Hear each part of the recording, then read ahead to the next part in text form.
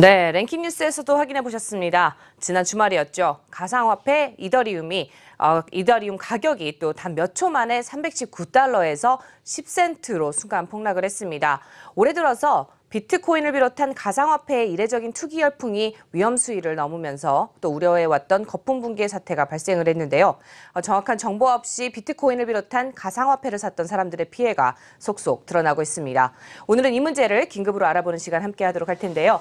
도움 말씀 위해서 한국경제신문사의 한상춘 논설위원 자리해 주셨습니다. 위원님 안녕하세요. 네, 안녕하십니까? 네, 정말 우려했던 사항이 다시 드러나게 됐는데 거의 뭐 가상화폐에 대한 뭐 광풍이라는 용어가 등장을 할 정도로 난리가 났었잖아요. 네. 어떤 상황인지 전해주시면은요. 우리가 이제 2주 전에 사실 돈 있으신 분을 중심으로 해서 가상화폐, 네. 비트코인이라든가 이더리움이라든가 이런 걸 투기 열풍이다 보니까 방송을 통해서 이런 것은 재테크 대상이 될 수 없다. 네. 아예 사지 마십시오. 이런 말씀을 드렸었는데요. 이런 사태가 우려되기 때문에 이렇게 2주 전에 미리 말씀드렸다 이렇게 보시면 되겠습니다. 올해 들어서 재테크에서 굉장히 하나의 특징적인 것은 이색 투자. 네. 사실 이색 투자 중에서 이런 가상화폐에 대한 어떤 투자 열풍이 일었던 것도 올해의 연말에 가서 올해의 경제 뉴스를 또 재테크 시장을 점검하면 10대 뉴스에 반드시 들어가지 않을까 하는 생각이 드는데요. 네. 사실 이번 사태 전에 비트코인 같은 경우에는 한 200% 이상 올랐고요.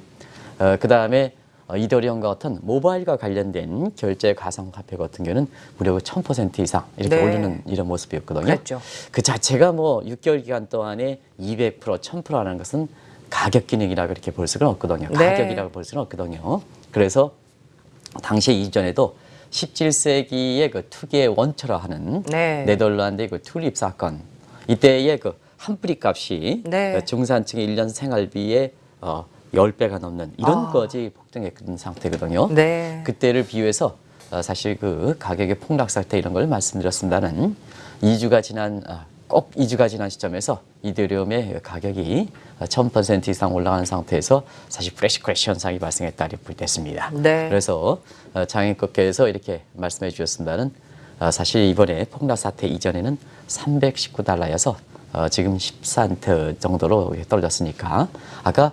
99.9%가 또 폭락했다고 했네요. 네, 그래서 그렇죠. 1달러에 100센트니까 99.9% 정도 이상으로 떨어졌던 것 같아요. 그래서 아마 모르긴 몰라도 비트코인을 비롯해서 가상화폐에 올해 많이 투자하신 분들은 이 시간에도 마음 졸이고 있지 않겠느냐 하는 생각이 듭니다. 그렇죠.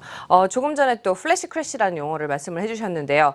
사실상 이 방송을 통해서 여러 번 또 말씀을 해주신 적이 있습니다만 또 플래시 크래시 현상에 대해서 다시 한번 간략하게 설명을 듣고 넘어가 볼까요? 네, 이제는 이제 공식 용어가 된 것 같습니다. 네. 앞에도 랭킹 뉴스에서 오늘 새롭게 이렇게 전 캐스터께서 이렇게 쓴다는 첫 방송 치고 잘하지 않습니까? 그러니까요. 네. 그래서 거기서도 이렇게 랭킹 뉴스에서 플래시 크래시라는 용어를 설명사했는데요. 사실 한국경제TV를 통해서는 아마 3, 4년 전에 이 문제를 처음으로 설명했습니다. 그래서 이 플래시 크래시 현상은 이제 많이 들으셨기 때문에 잘 아시겠습니다만 돌발적인 가격 변동의 사태다 이렇게 볼 때 있습니다. 그래서 주가라든가 채권과 어떤 재테크 변수가 한순간에 네. 이렇게 폭락하는 사태, 이것을 바로 플래시 크래시 현상이라고 하는데요. 이더리움 가격도 310단 단 몇 초 만에 10센트로 폭락했지 않습니까? 그랬죠. 아마 네. 플래시 크래시 사건은 사건 중에서 단순간에 가격이 폭락한 거는 아마 17세기의 튤립 사건 이래로 가장 단순간에 빠른 속도로 떨어졌다. 이렇게 네. 이제 보시면 되겠습니다. 그런 과정에서 이것이 어떤 분 같은 경우에는 그냥 플래시 크래시 현상이 저널리즘 용어로 이렇게 설명하시는 분이 있어요. 네. 근데 그것은 상당히 잘못된 얘기다 이렇게 말씀드리고요. 이 하이먼 미스크의 리스크 시어리라고 해서 이 책은 연세대학교 조하연 교수님이 당신이 이렇게 들고 있었던 이 무슨 박사과정, 지금은 어디 상지대학교 이렇게 교수로 가셨는데요. 네. 그분과 함께 리스크 시어리를 번역한 책이 있습니다. 번역한 것보다는 조하연 교수님의 해안을 갖고 많이 그렇게 네. 한 아주 중요한 책인데요. 거기에 Someday Sometimes에서 어느 날 갑자기라는 이런 용어가 있거든요. 네. 거기에 있다 이렇게 볼 수 있습니다. 그래서 2주 전에 한국경제TV를 통해서 이렇게 강남 지역을 중심으로 해서 이 돈 있는 사람들이 많이 투자할 때 왜 이 비트코인과 같은 이런 가격이 이렇게 사지 말라 이렇게 이제 말씀드렸던 것은 이렇게 이제 보통 플래시 같은 전조가 있거든요. 아. 하나는 그 워버링 마켓이다 해서 네. 이 가격이 흔들리기 시작합니다. 워버링 네. 마켓 흔들리기 시작해서 덤핑 현상, 그 다음에 덤핑 현상이 되거든요. 왜 덤핑 현상이 되는지 조금 이따 서프라이, 공급 곡선과 수요 곡선을 이용해서 지금 말씀드리겠습니다. 네. 덤핑 현상인데 2주 전에 바로 이 덤핑 현상이 나타났거든요. 네. 그래서 있으신 분들한테 제발 이게 가상화폐를 투자하지 마십사 하는 말씀을 네, 드렸거든요. 그러셨죠. 근데 꼭 2주에 플래시 크래시 현상이 나타났다고 보겠습니다. 그러면 이제 주식적인 측면에서는 그 플래시 크래시 현상을 아마 시청자분이 많이 들었을 때가 2010년 5월 6일 날 네. 이때도 뭐 지금 기억하시는 분이 많고 이 플래시 크래시라는 용어를 그 이렇게 사용할 때 반드시 과거에 그 기록할 때는 이 사건이 터지거든요. 그래서 그때 당시에 다우존스 지수가 1000포인트 급락한 사태가 이렇게 발생했었거든요. 그것이 바로 플래시 크래시의 아주 과거의 단적인 예다 이렇게 보시면 되겠습니다. 네, 사실상 끝도 없이 올라갈 것처럼 보였던 이더리움 가격처럼 또 플래시 크래시 현상이 나타나는 이유도 궁금해하실 텐데요. 특별한 배경이 있는지 이유에 대해서 좀 설명을 해주시죠. 보통 이제 플래시 크래시 현상은 이렇게 경제 용어에서 보면 이 공급이 제한돼 있을 때, 네. 공급이 아예 제한돼 있을 때, 이때는 보통 플래시 크래시 같은 이런 것을 당연히 우려하게 됩니다. 그래서 저희 것처럼 이렇게 마이크로스 미시경제학 책 이렇게 보신 분은 사실상 이더리움이라든가 비트코인은 세 가지 특징이 있죠. 하나는 발행 물량이 제한돼 있다. 네. 두 번째는 공식적인 화폐가 아니다.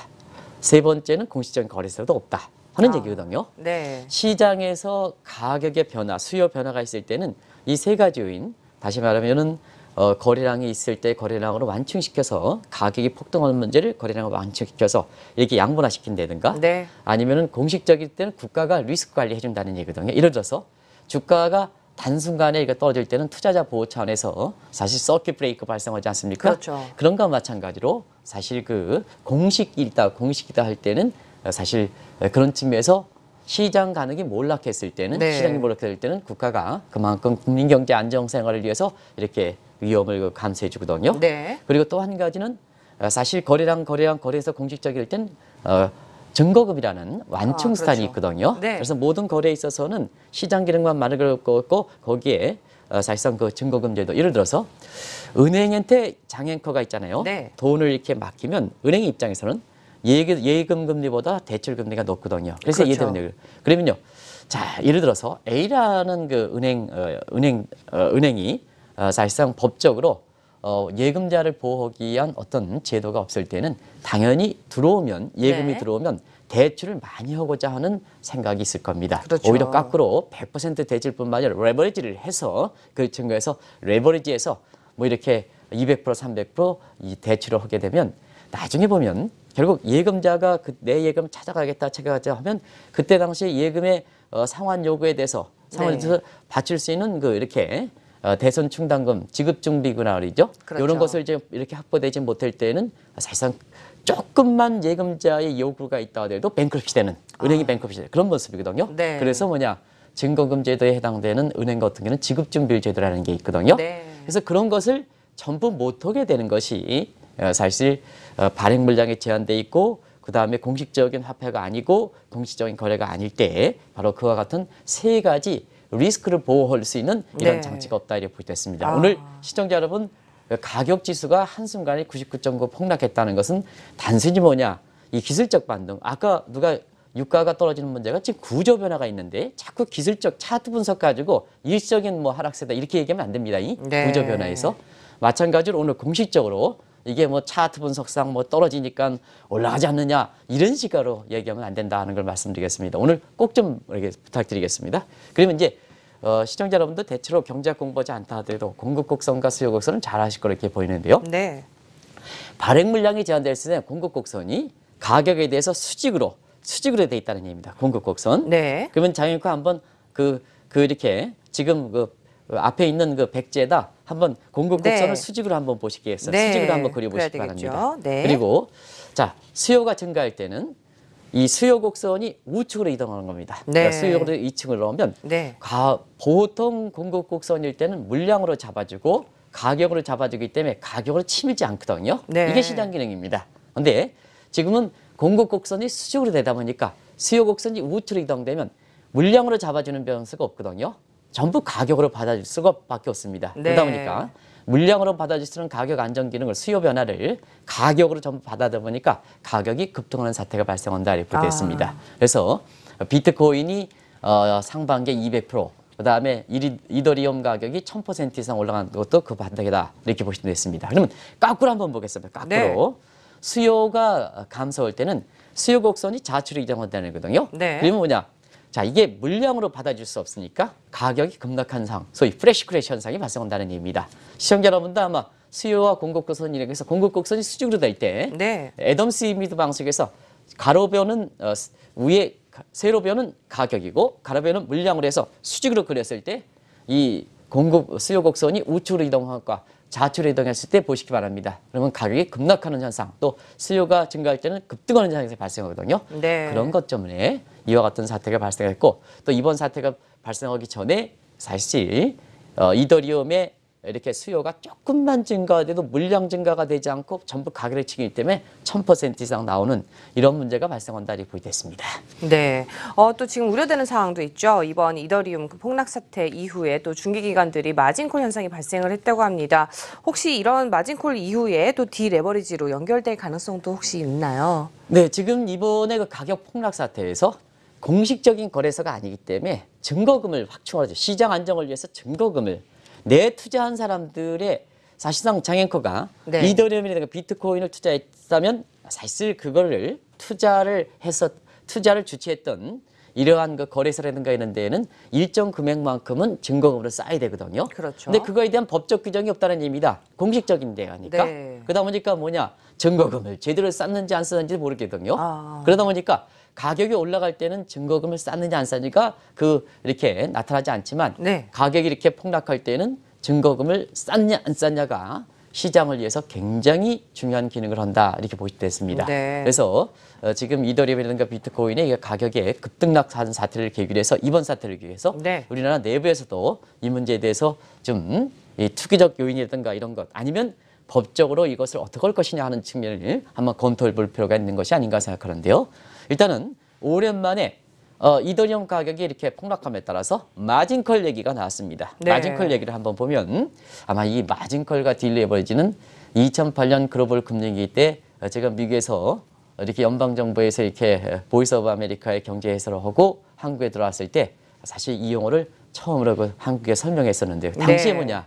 당시에 유수의 금융사의 CEO들한테도 네. 설명하더라도 이걸 잘 모르시더라고요. 그래서 지금은 잘 아실 거로 봅니다. 한국경제TV를 통해서 그동안 경제 교육을 많이 이렇게 시청자분한테 말씀드렸으니까 이제는 시청자분이 현명하시고 그다음에 저보다 더 이렇게 똑똑하시니까 아마 이 문제에 대해서 잘 아실 거로 생각하는데요.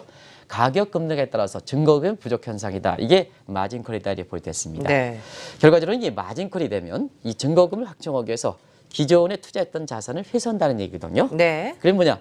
이 기존의 자산을 회수하면 가격이 그만큼 다른 자산도 떨어지겠죠? 연쇄파동이 됐다는 얘기입니다. 네. 연쇄파동.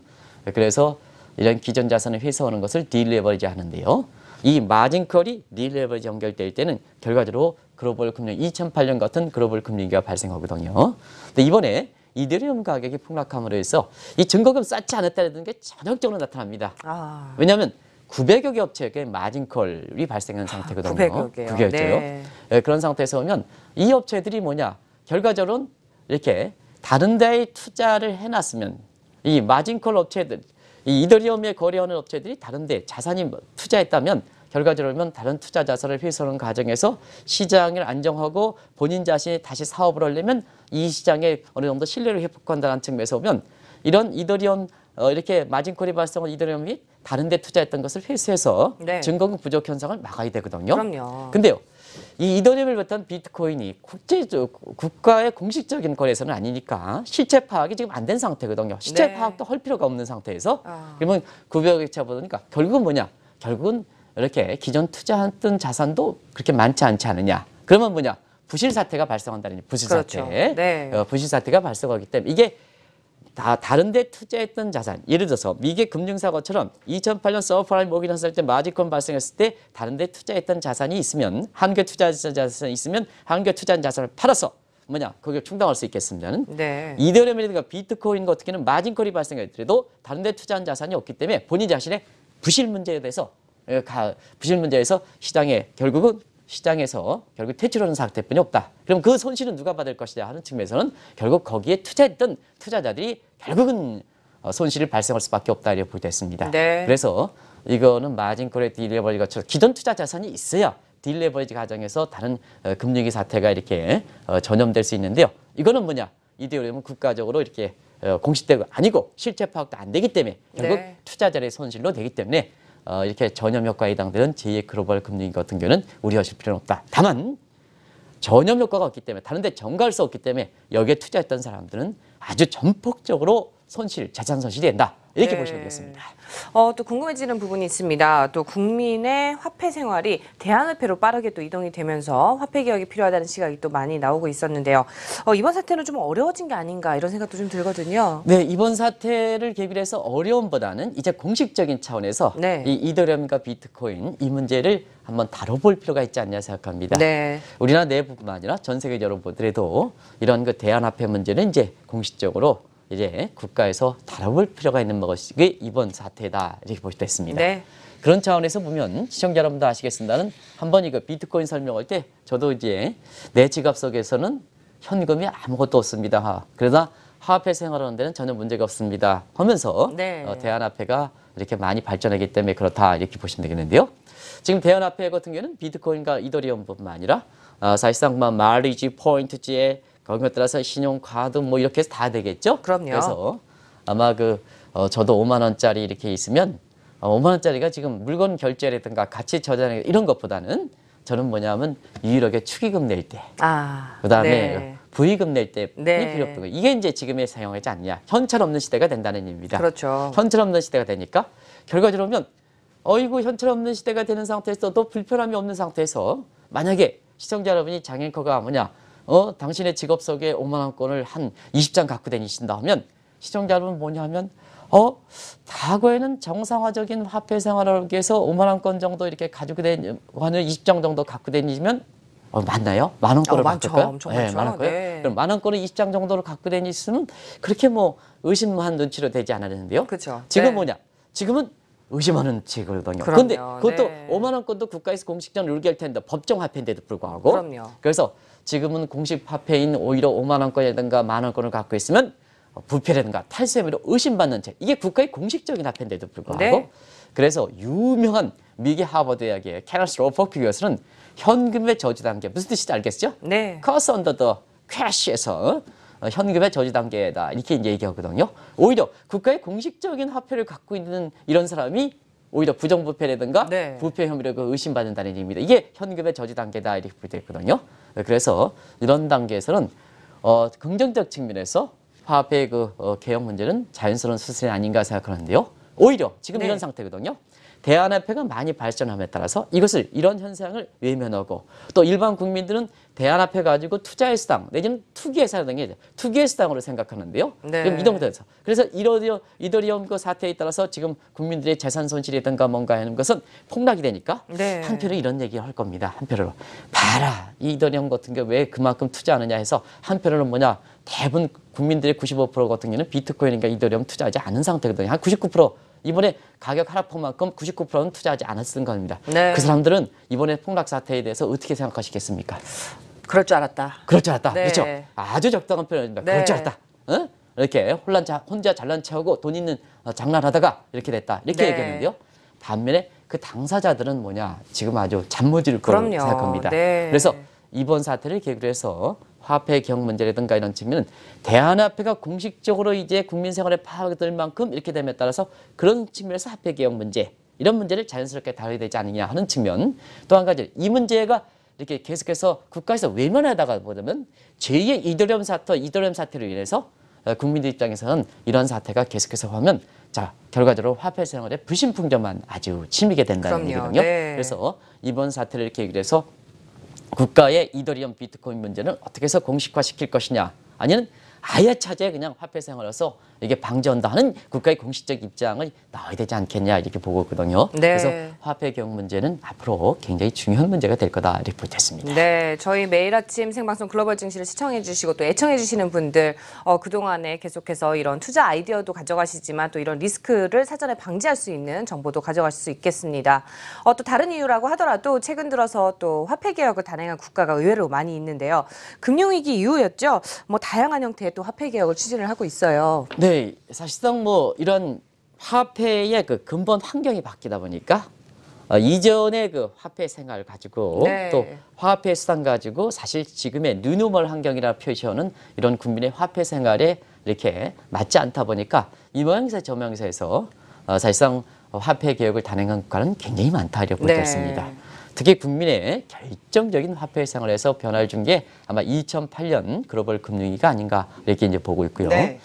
특히 이렇게 국민들의 이렇게 경제 생활에서 장애코 한번 보십시오 바랍니다. 네. 장애코 당신이 갖고 있는 지금 스마트폰에 이렇게 본인이 정보를 취득한다든가 경제 네. 활동을 한다든가 뭐 결제라든가 뭔가 또 뭐 이렇게 택시를 알아본다든가 뭔가 해서 얼만큼 이렇게 지금 일일 생활에서 스마트폰에 의존하고 있습니까? 저는 거의 90% 이상인 것 같아요. 90% 있죠. 네. 그러다 보니까 그만큼 경제 생활이 변하다 보니까 거기에 맞춰서 사실상 화폐를 이렇게 화폐도 가져가야 된다 이게거든요. 네. 통화정책 여건이 바뀌면 거기에 따라서 바뀌게 되죠. 그렇죠. 그러면 옛날 거를 방지하면 지금과 같은 이렇게 장애인과 모든 경제 생활의 90%는 스마트폰에 의존한 상태에서 오면 오히려 과거에 아무리 공식화됐다 하더라도 네. 그만큼 경제 생활에서는 불편을 초래한다. 비단 장애인뿐만 아니라 전 국민들한테 불편을 초래한다 이렇게 보게 됐습니다. 네. 그래서 이러한 거에 발빠르게 해서 사실상 뭐냐 다른 국가들도 한번 말씀드렸습니다는 그냥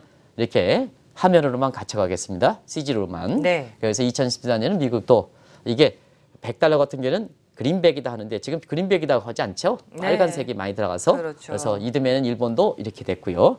그다음에 2015년에는 화폐 생활에서 국가에 이렇게 통제력이 강한 중국도 결국 새로운 환경이 됐고요. 인도도 그렇고 인도네시아도 그렇고 인도도 그렇겠죠.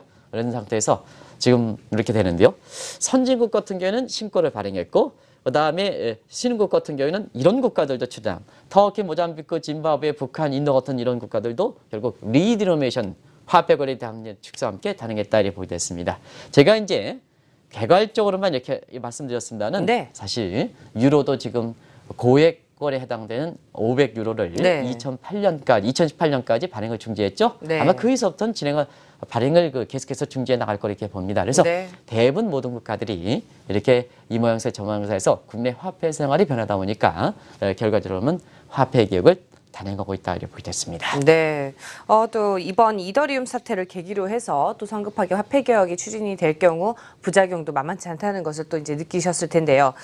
또 그 이후에도 또 여러 가지 우려점들이 많이 있잖아요. 네, 우리나라도 이제 현 정부 입장에서도 이제는 뭐 이렇게 옛날 1960년대 것처럼 이렇게 전격적인 화폐 개혁이 아니다 하더라도 네. 이와 같이 우리 국민들 같은 경우는 세계에서 인터넷 발전 속도가 가장 빠르죠.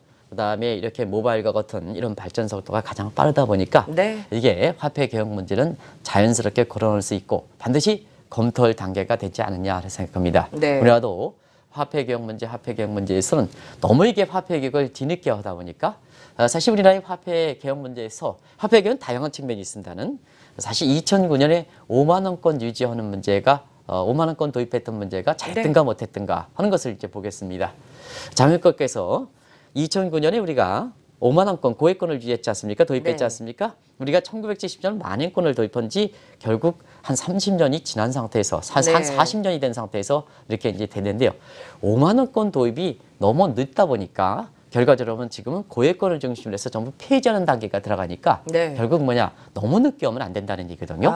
그런 측면에서 화폐 개혁 문제는 다양한 측면이 있습니다는 이런 문제는 환경이 변한 만큼 자연스럽게 검토할 단계가 아닌가 생각하는데요. 네. 사실상 그렇습니다. 많은 우려도 있을 거라고 봅니다. 이게 국민 생활에 있어서 화폐 개혁만큼 가장 관심이 되는 이런 문제가 없기 때문에 네. 그래서 대체로 보면 뭐냐 사실 이와 같은 이렇게 빠르게 우리나라는 인터넷 발전이라든가 모바일 발전 속도가 빠름에 따라서 디지털 화폐의 필요성이 굉장히 필요되는데요. 사실 이것이 자꾸 지천되면 과도기적인 측면에서 혼란은 이렇게 많이 발생할 수밖에 없다 이렇게 보여졌습니다. 이번에 이더리움과 같은 이런 가격의 플래시 크래시 현상이 대표적 현상이 되지 않냐 생각합니다. 그러면 한번 보겠습니다. 장앵커가 모바일에 약 90%를 일일생활에서 의존하고 있는데요. 사실 모바일에 이더리움 같은 이런 결제 통화를 많이 사용하고 있는 이런 문제가 사실 이렇게 이번 것처럼 폭락했다가 또다시 폭등했다가 이런 사태가 발생하면 네. 결과적으로는 장앵커 입장에서도 일일생활이 굉장히 불안하게 되죠. 그럼요. 그래서 결과적으로 보면 우리 국민이 장앵커와 마찬가지로 정도 차이가 있으면 대부분 다 그런 쪽으로 이렇게 모바일이라든가 이런 거에 많이 의존하는 상태거든요. 이것이 국가적으로 그런 환경을 인정을 해주고 그다음에 그런 환경을 맞춰서 지금까지 어떤 신용화폐가 했던 5만 원권, 만 원권 같은 리겔 텐더, 법화가 아니라 대안화폐를 공식화되지 않으면 결과적으로 보면 경제 성장과 주가 하락이라든가 이런 쪽에 영향을 미칠 수밖에 없다 이렇게 보겠습니다. 네. 그래서 단순히 그렇습니다. 이 화폐 개혁할 때는 우리나라 같은 경우는 정치인이라든가 자산가라든가 기업과의 기득권 저항 문제 가지고 항상 5만 원권 도입 문제도 사실 1973년 만 원권 도입할 때 2009년에 5만 원권 도입했던 우리 경제 규모가 얼마나 컸습니까?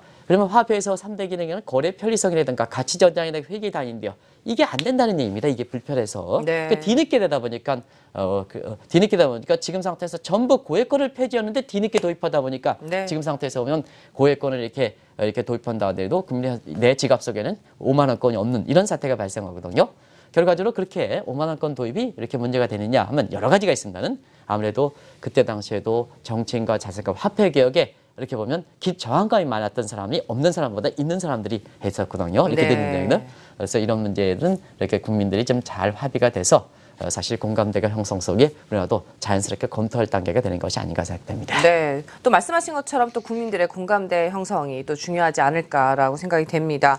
또 문재인 정부 들어서 또 화폐 개혁 어떻게 해야 될지 뭐 이런 얘기도 굉장히 많이 나오고 있는데 뭐 어떻게 해야 될지와 또 제가 정말 궁금한 부분이 지금 또 10센트까지 떨어지다 보니까 지금 사면 좀 그래도 수익이 나지 않을까 이렇게 생각하시는 분들이 계시거든요. 이 부분까지 좀 함께 말씀을 해주시죠. 네. 사실 그 문재인 정부 들어서 여러 가지 현안을 둘 때 장관 임명과 같은 이러한 그 국회 청문회에서 이렇게 보면 국민의 이렇게 높은 지지를 바탕으로 이렇게 한다. 네. 이렇게 이제 국민의 높은 지지가 필요한 부분이 바로 이 화폐 개혁 문제입니다. 네. 그래서 자연스럽게 검토돼 국민들의 공감대 형성 속에 해야 부작용이 적다. 특히 그럼요. 한국처럼 남북 분단이 돼 있고 네. 그다음에 계층 간 소득의 양극화가 굉장히 심해 있고 기업 간의 이렇게 규모별 양극화가 심했을 때는 이 문제는 반드시 좀 검토해 줍시다 하는 걸 말씀드리고요. 제가 그 질문이 나올 줄 알았습니다. 장앵커 입장에서 보면 네. 아마 경제 지식이 상당히 높기 때문에 이렇게 주식이라든가 뭔가에서 개인적으로 재테크를 하는 쪽으로 이렇게 되는데요. 아까도 누가 유가가 이렇게 배럴당 42달러 떨어지니까 차트 분석 가지고 이렇게 해서 이렇게 지금에서 뭐 이렇게 일시적 현상이다 이렇게 하는데요. 그렇지는 않습니다.